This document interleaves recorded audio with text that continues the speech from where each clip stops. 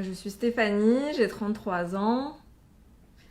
Qui je suis? Je suis responsable formation et emploi dans une fédération sportive. Et actuellement, je suis atteinte d'un cancer du sein. Alors, vous vouliez nous parler de votre expérience à l'Institut Curie, Oui. mais est-ce que vous pouvez nous dire 3 mots sur ce cancer pour que les gens situent la maladie? C'est un cancer qui s'appelle HER2, qui s'est étendu jusqu'au ganglion. J'ai 3 ganglions pris et j'avais une masse de 6 cm. Donc ça a été détecté en mai. Donc c'est quelque chose, surtout chez les jeunes, c'est souvent agressif, ça se développe vite. Mais moi c'est déjà très étendu et agressif. Comment vous le vivez? La, la, Quand je l'ai appris, franchement, C'était quand? C'était en mai 2021. Donc j'ai appris le cancer en mai.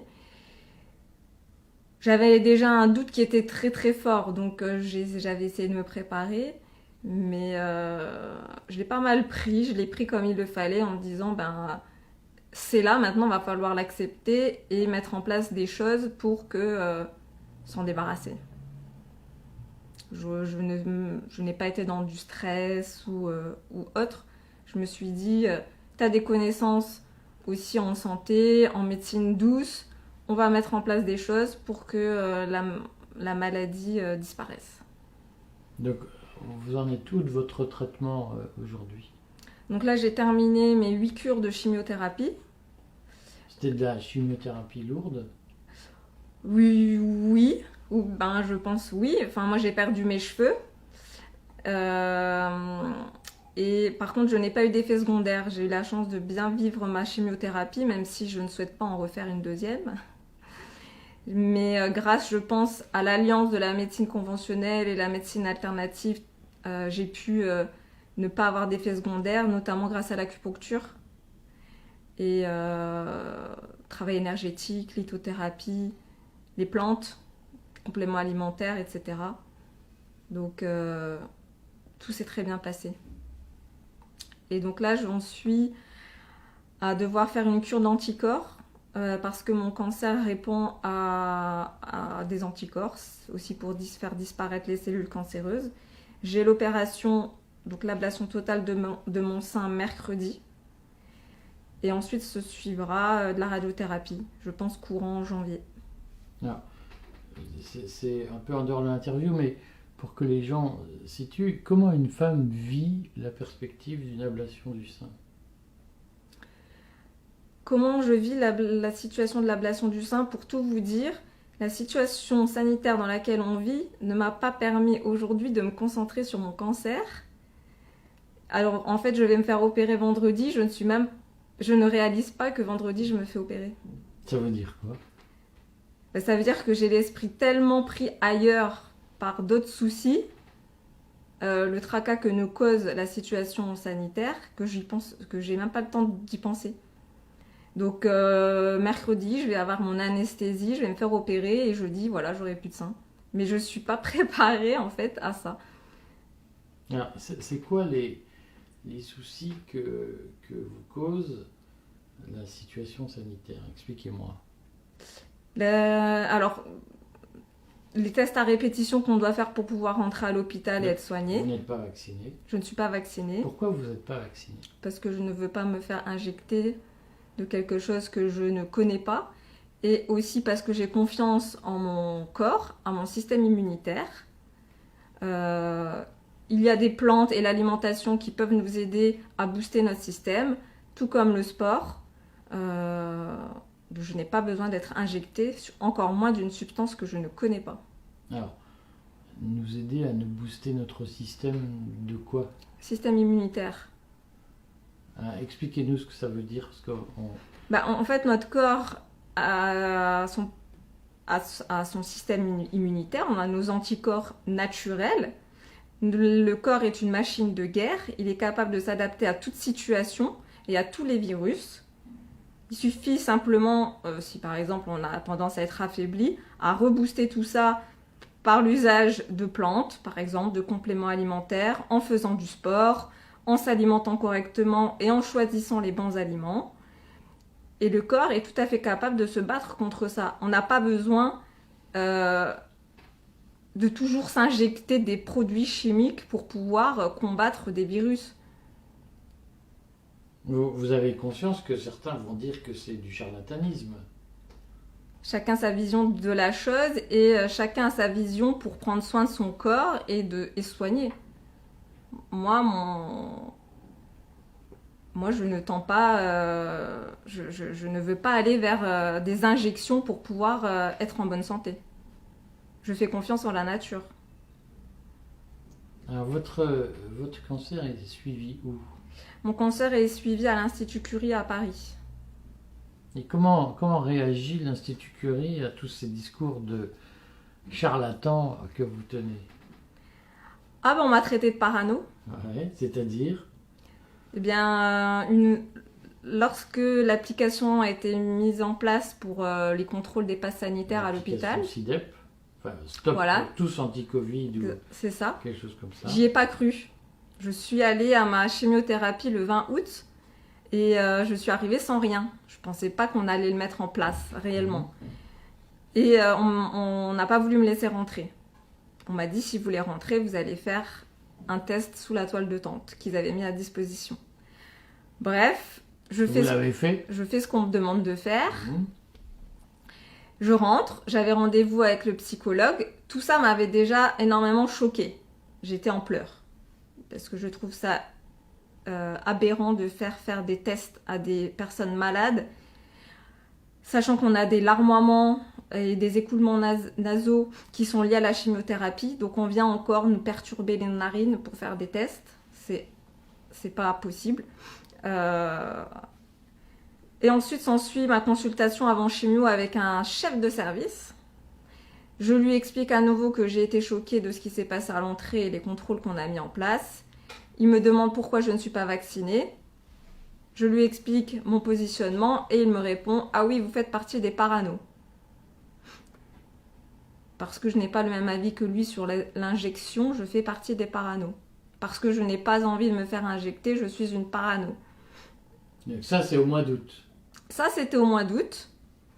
Et depuis, en fait, souvent, on me pose la question, est-ce que vous êtes fait vacciner? Parce qu'il semblerait que ce soit plus protecteur pour moi et ma santé. Parce que si j'attrape le Covid, eh bien, on va devoir stopper mes traitements pour soigner d'abord le Covid. Donc, il y a une sorte de pression, ou je vais pas dire pression, mais on fait peur aux gens en leur disant que si vous attrapez le Covid, on va devoir stopper vos traitements ou en tout cas les repousser. Mais moi, j'ai préféré prendre le risque d'attraper le Covid. Pour l'instant, je ne l'ai jamais eu. Et puis si je devais l'attraper, ben je l'attraperais. Mais en tout cas, pour l'instant, je fais confiance à mon corps. Et si vous devez l'attraper, il se passe quoi? Bah, apparemment, il y aurait report de mes traitements jusqu'à ce que le Covid disparaisse. Est-ce que le Covid, c'est plus dangereux qu'un cancer? Bah, apparemment, oui. Le Covid est plus dangereux que mon cancer. C'est ce que un médecin m'a dit devant l'hôpital vendredi 3 décembre. En me disant aussi que je devrais me faire vacciner, ça réglerait mes problèmes. Parce que madame avait ses 3 doses et qu'elle était fière d'annoncer qu'elle avait ses 3 doses et qu'elle se portait très bien. Madame, c'était qui? Elle s'est pas présentée. Mais c'est une salariée de... Oui, elle avait une blouse blanche. De l'Institut Curie. Ou peut-être qu'elle s'est présentée, mais je me souviens plus de son nom. Bon, alors, qu'est-ce qui s'est passé le 3 décembre? Le 3 décembre, je me suis présentée à l'Institut Curie avec un test qui n'était plus valide. J'étais venue En fait, comme je ne suis pas vaccinée, les malades peuvent obtenir une ordonnance de leur médecin pour pouvoir faire des tests. Et il vous la donne? Oui, le médecin, en tout cas mon médecin la donne, mais c'est vrai qu'il existe des médecins qui refusent de donner à leurs malades des ordonnances en leur disant vous n'avez qu'à vous faire vacciner. Donc ça déjà c'est scandaleux.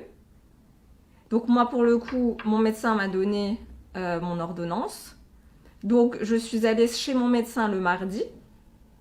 Il faut savoir que je me lève à 6h, moi j'habite dans le 78, mon médecin est sur Paris, je me lève à 6h, je prends les transports. Ça fait combien de temps de transport? Ben, j'ai au moins 1 heure. Et je suis rentrée à midi. Parce que le temps d'attendre, d'avoir mon ordonnance, et de revenir, d'aller chercher mon test au laboratoire, il était midi. Le lendemain, je dois aller faire mon test au laboratoire pour pouvoir ensuite avoir les résultats. Normalement le jour même, le soir. Mais là, il y a tellement de monde dans les laboratoires qu'elle m'a dit on n'est pas sûr d'avoir les résultats le soir même. Sauf que moi, j'avais rendez-vous à l'hôpital le lendemain, matin. Donc je lui ai dit mais moi j'ai rendez-vous à l'hôpital, si je n'ai pas les résultats, comment je fais? Elle me dit bah c'est comme ça, il y a trop de monde, enfin voilà, c'est engorgé. J'ai mes résultats malgré tout, du coup, je rentre à l'hôpital le jeudi matin. Sauf qu'il fallait que je refasse un autre test pour le vendredi.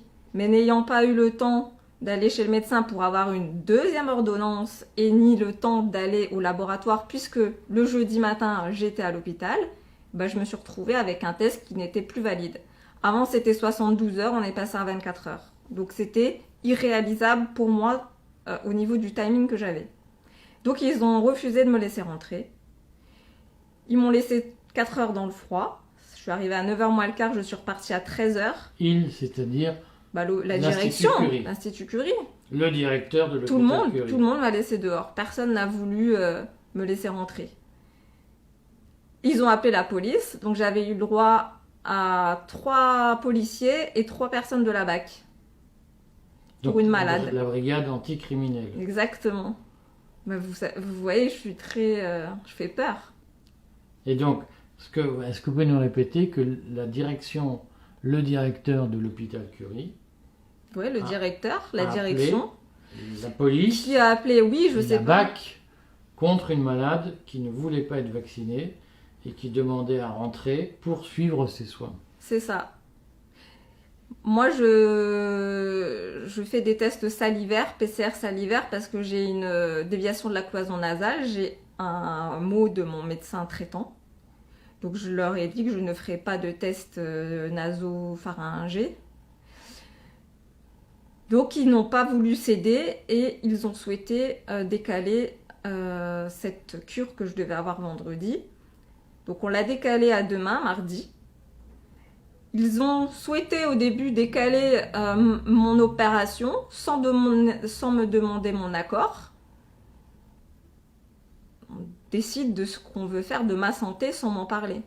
J'ai refusé, sachant que mon cancer, j'ai des glandes qui continuent à se développer, donc ça peut revenir très vite. La chirurgienne avait dit qu'il fallait qu'on agisse vite, et eux veulent me repousser à 2 semaines ma chirurgie. Un cancer, quand c'est agressif, en 2 semaines, les choses peuvent changer. Donc j'ai refusé. Et mon interlocuteur, c'était la police. Parce que les médecins étaient incapables de venir me parler. Ils sont restés à l'intérieur pendant que moi j'étais à l'extérieur, dans le froid. J'ai réussi à négocier, on a réussi quand même à faire descendre mon oncologue. Il était vers midi, alors que j'étais là depuis 9h moins le quart. On a négocié pour qu'on décale effectivement la date de cette cure à demain et on maintient l'opération à mercredi. Donc c'est l'accord qu'on s'est donné. Je lui ai demandé d'avoir un écrit et à partir de là, à 13h, une fois que tous les papiers, j'avais obtenu les papiers que je voulais, on est reparti. Entourée de la BAC toujours et de la police. Et mes interlocuteurs sont restés la police. Et lorsque mon oncologue est descendu, j'étais entourée de la sécurité et d'un autre médecin parce qu'il ne souhaitait pas parler. J'avais des amis qui étaient venus. Voilà, ils ne voulaient pas parler. Ils étaient combien, vos amis? On était une dizaine. Donc, est-ce qu'ils pouvaient vivre ça comme une manœuvre d'intimidation? Je pense qu'ils l'ont vécu comme ça. Mais eux, ça ne les a... Comment dire? Le 12 novembre, quand je suis venue, j'ai eu encore un problème à l'Institut Curie. Parce que je suis venue avec un autotest. L'autotest est valide, est valable. Il y a un décret, c'est tout à fait légal. Sauf que l'Institut Curie a décidé, alors qu'avant elle l'acceptait, de refuser les autotests. Mais je ne le savais pas qu'ils avaient changé leur politique à l'Institut Curie. Ils n'ont pas voulu me laisser rentrer à nouveau. Ça ne les dérangeait pas d'être à 5, 6 ou 7 bonhommes vigiles autour de moi pour me dire « Madame, vous ne rentrez pas ». Et eux sont intimidés parce que moi, j'arrive avec des civils pour m'accompagner. Donc le 12 novembre, vous étiez seul face J'étais à seule. plusieurs vigiles. Là, j'étais seule. Là, je ne suis pas arrivée seule. Et là, ça les dérange quand nous, on arrive à plusieurs, des gens tout à fait corrects d'ailleurs. Mais le 12, ça ne les a pas dérangés de m'entourer. Mais le 12, je suis quand même rentrée. Parce que j'ai forcé en leur disant, vous ne me laisserez pas crever. Comment vous vivez, parce qu'en réalité, les gens, enfin, en tout cas moi, je me pose cette question, le cancer peut être une maladie mortelle, surtout s'il est un peu virulent. Tout à fait.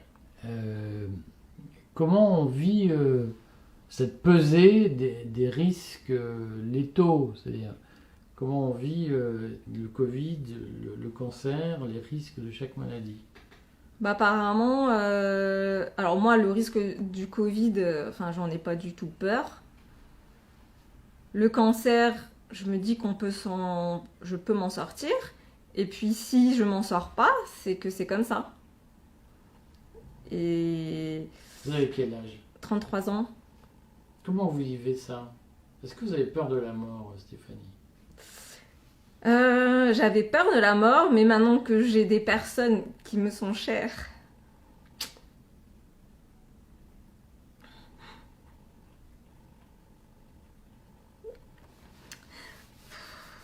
Vous préférez que je coupe? qui sont décédées, je me dis que s'il y a la vie après la mort, au moins je serai avec ces personnes. Donc là, la mort ne m'inquiète plus. Après, je ne souhaite pas ma mort, évidemment. Mais aujourd'hui, on ne soigne plus. On ne soigne plus aujourd'hui. On scanne, on surveille et on punit. C'est tout ce qu'on fait. Et on trie dans les hôpitaux. On trie ceux qui sont vaccinés. On trie ceux qui ne sont pas vaccinés. On empêche de rentrer des malades parce qu'ils considèrent que le Covid est plus grave que le cancer. Je pense que le cancer tue plus de monde que le Covid. Vous y pensez tous les jours? Ah, j'y pense tous les jours. Pas à mon cancer. Hein. Je pense à cette situation nuit et jour. Je rêve de ça. J'en fais des cauchemars. Depuis vendredi, j'ai un point au cœur et des palpitations. Parce enfin, je trouve ça tellement scandaleux et grotesque, ce qui s'est passé. Mais je me laisserai jamais abattre. Je suis quelqu'un de très très déterminé et j'ai un fort caractère. Mais là, ce qu'ils savent pas avec tout ça, c'est qu'ils ont décuplé ma détermination. Et je ne lâcherai pas et j'irai au bout de mes soins, quoi qu'il en soit.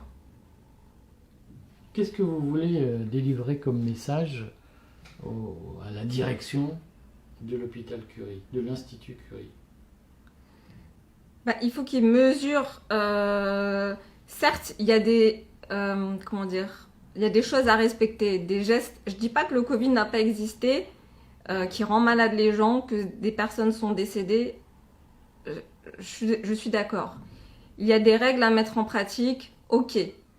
Mais à un moment donné, il faut mettre un peu d'eau dans son vin quand même. Parce que ce que j'ai vécu là, de m'avoir laissé comme une moins que rien pendant 4 heures dehors, je suis malade. Enfin, quand on a une chimio, on perd... notre système immunitaire peut s'affaiblir, etc. J'aurais pu, je sais pas moi, être en hyperthermie. Enfin, je sais pas si j'ai utilisé le bon mot, mais j'aurais pu... Là, hypothermie. En hypothermie, pardon. J'aurais pu... Là, j'étais glacée. J'aurais pu tomber, j'aurais pu avoir quelque chose. Ça ne les a vraiment pas dérangés.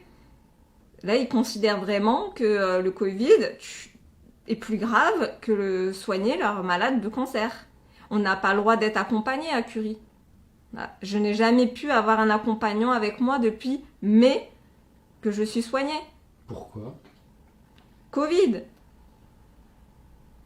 Covid, on va contaminer les gens peut-être si on est trop nombreux dans l'hôpital. Là, je suis opérée mercredi, je n'ai même pas le droit d'être accompagnée, d'avoir une amie qui reste avec moi à l'hôpital. Même vaccinée? Non, oui. Même si elle est Ouais, vaccinée? non, il y avait des affiches dans l'hôpital qui disaient pas d'accompagnant. Donc là, moi, ma famille n'est même pas sur Metz. Donc il y a une amie qui est sur Metz, qui n'est pas en région parisienne. Donc elle voulait m'accompagner, passer la journée dans ma chambre. Elle n'a pas le droit. Donc je vais me réveiller toute seule. Je vais revenir dans ma chambre toute seule. C'est pas grave. Attention, il y a le Covid. On va contaminer tout le monde. Par contre, eux, les soignants, ça ne les dérange pas de sortir et de rentrer avec leur blouse blanche pour aller chercher à manger. Ils sortent avec leur blouse, ils reviennent avec leur blouse dans l'hôpital. Ça, il n'y a pas de Covid. Par contre, une personne qui n'a pas pu faire son test la veille pour un rendez-vous et qu'elle était dans l'hôpital toute la journée, là, ça dérange. Comment on vit avec ça? Est-ce que vous dormez bien la nuit? Je dors pas bien la nuit. Vous pensez à quoi la nuit? Je pense à ça, je rêve de ça. J'ai encore rêvé de ça cette nuit. Vous avez rêvé de ça quoi? Je rêve de passe. Je rêve de cette situation-là. Ouais, toute la nuit, je rêve de passe sanitaire. Quand vous aurez 40 ans, vous fêterez votre anniversaire où? J'en sais rien du tout. J'espère ne plus être en France. Et vous espérez être où? Sur l'île Maurice? Sur le Pourquoi bord d'une pas? plage? Sur le bord d'une plage avec des gens qui ont encore des valeurs humaines. Je pense que la France, c'est la devise de la France, on peut s'asseoir dessus. C'est-à-dire? Liberté, égalité, fraternité. On a perdu tout ça. Libre, on n'est plus libre de se soigner. On n'est plus libre d'aller au restaurant sans être contrôlé. On n'a plus accès à rien. L'inégalité, il y a une inégalité dans les soins, une inégalité dans l'accès au travail. Parce que quand on n'est pas vacciné, on n'a plus le droit de rien faire. La fraternité, aujourd'hui, je suis malade, certes. Certes, les gens me soutiennent, mais moi, je demande à ce que les gens bougent, qu'ils aillent dans l'action. Si on continue comme ça, la situation va s'aggraver. Et fraternité aussi dans le sens où on a des soignants qui ont été exclus de leur travail parce qu'ils ont refusé la vaccination. Personne ne s'est mobilisé, ou très peu de personnes, pour pouvoir crier haut et fort que ce qui se passe, c'est scandaleux. Sans eux, demain, on n'est plus soigné. C'est quoi l'action que vous attendez? Déjà que les gens bougent leurs fesses de leur fauteuil et qu'ils sortent dans la rue pour pouvoir défendre nos libertés. Parce que là, on est entré dans un système où on nous prive de plus en plus de nos libertés, mais les gens, soit ils le remarquent pas, soit ils se disent « Oh, c'est pas grave ». De toute façon, les gens ont banalisé la situation dans laquelle on vit. Ils ont accepté de tendre un pass pour aller boire un café. Moi, c'est pas dans cette société que je veux vivre. C'est complètement absurde. Société de contrôle et de surveillance. On est suffisamment contrôlé, je pense, en France sur pas mal de sujets. Donc, laissez-moi choisir ce qui est bon pour ma santé, au moins. Et ce que je veux m'injecter dans mon corps.